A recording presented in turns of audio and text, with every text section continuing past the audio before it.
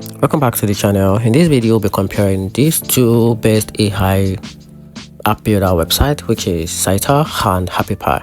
So we're just gonna dive into it. We're gonna review the pros, the cons about these two app builder to be decide which of these app builder can be a game changer for you. So let's dive into it. So talking about Sita. Sita is great for anyone who wants a quick and simple website without hassle.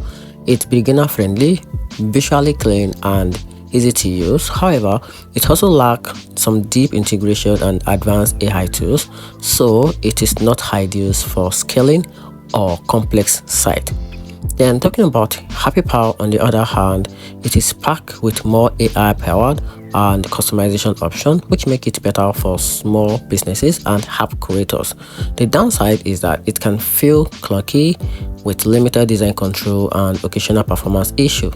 So in my opinion, Sita wins for simplicity, while Appy is better if you need extra features and don't mind a few trade-offs.